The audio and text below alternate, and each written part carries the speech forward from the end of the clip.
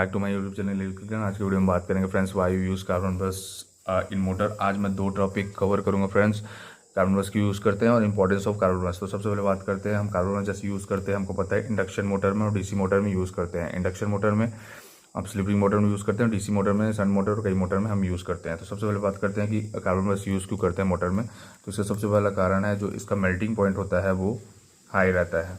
Carbon brush का melting point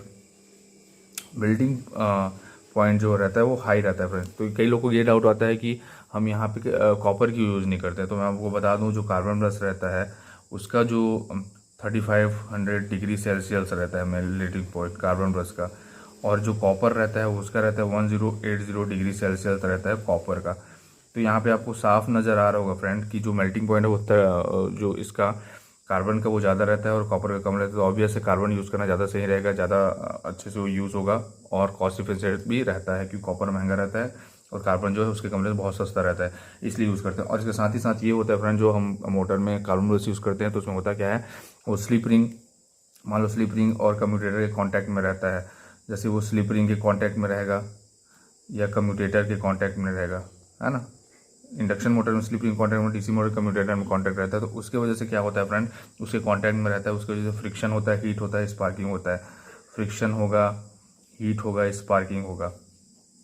तो friction, heat और स्पार्किंग के वजह से होता क्या है, वहाँ पे हीट प्रोड्यूस होता है ना, तीनों की वजह। तो हीट की वजह से क्या होता है कि हीट होगा तो उसको एब्जॉर्ब करने के लिए वैसा मटेरियल भी चाहिए, तो जिसका मेल्टिंग पॉइंट ज़्यादा होगा वो अच्छे तरीके से उसको हैंडल कर पाएगा। तो जो कार्बन ब्रश का मेल्टिंग पॉइंट जो 35 डिग्री सेल्सियस रहता है तो अच्छे तरीके से स्पार्किंग, फ्रिक्शन और हीट को एब्जॉर्ब करता है और वो ज़्यादा दिन तक उसमें चलता है, इसलिए हम कार्बन ब्रश का यूज़ करते हैं। उसके कंपेरिजन में कॉपर जो है उतने दिन तक या उतने अच्छे से नहीं कर पाएगा उस चीज़ को हैंडल, है ना। ये रीज़न हो गया।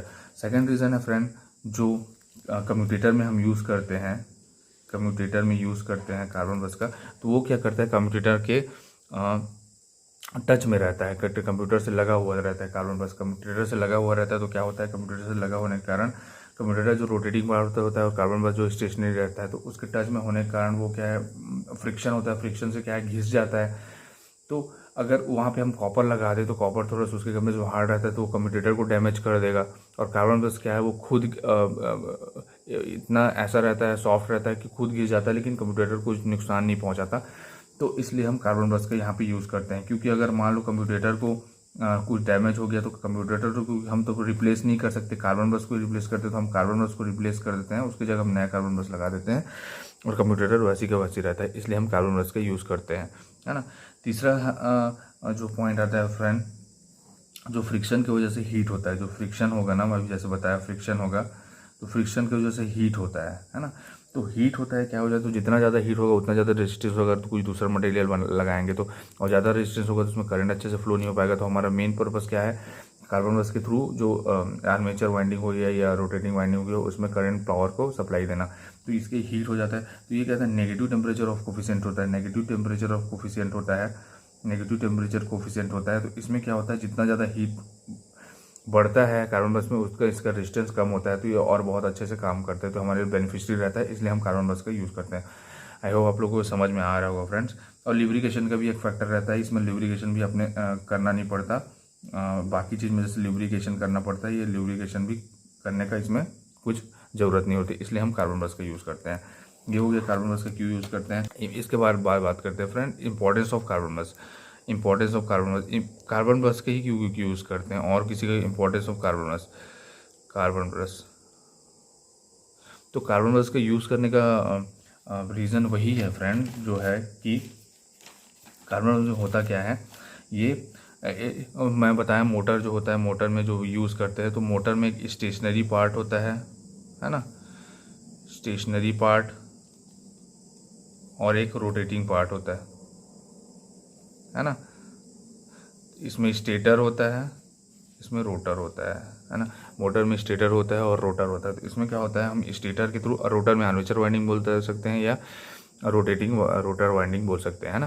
तो इसमें क्या मतलब स्टेटर के थ्रू हम इसमें सप्लाई देते हैं, रोटर वाइंडिंग में सप्लाई देते हैं। तो इसमें होता क्या है, अगर हम कार्बन ब्रश नहीं लगाएं, कार्बन ब्रश क्या रहता है, जैसे मान लो ये स्लिप रिंग है, तो ये 3 स्लिप रिंग है ना, तो स्लिप रिंग में ये कार्बन ब्रश ऐसे इसके टच में रहेगा, ऐसे ये ऐसे इसके टच में रहेगा फ्रेंड्स, है ना, ऐसे कांटेक्ट में रहेगा।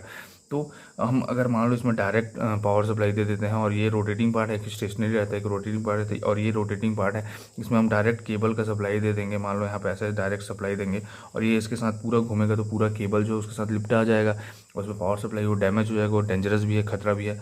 तो इसकी वजह से हमको स्टेटर से रोटेटिंग पार्ट में पावर सप्लाई देने के हम कार्बन ब्रश का यूज़ करते हैं। कार्बन ब्रश को यहाँ पे सिर्फ इसके कांटेक्ट में ऐसे लगा देते हैं, इसके टच में रहता है और यहीं पे ला के हम पावर सप्लाई दे देते हैं।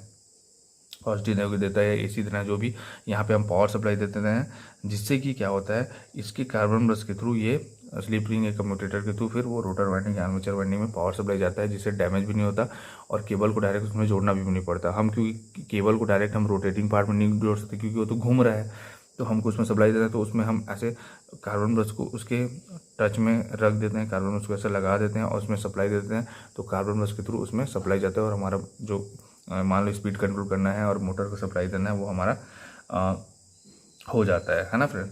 तो इसमें क्या होता है, ब्रश जो है स्टेबल रहता है, ब्रश नहीं घूमता, लेकिन जो स्लिप रिंग है कम्यूटेटर है वो रोटेटिंग रहता है, वो घूमता है। तो इस तरीके से इसलिए हम कार्बन ब्रश का यूज़ कर सकते हैं, क्योंकि हम उसमें डायरेक्ट सप्लाई नहीं देते थे, कार्बन ब्रश को उसके कॉन्टैक्ट में रहता है उसको सप्लाई देते थे, तो उसके थ्रू उसमें सप्लाई जाता है।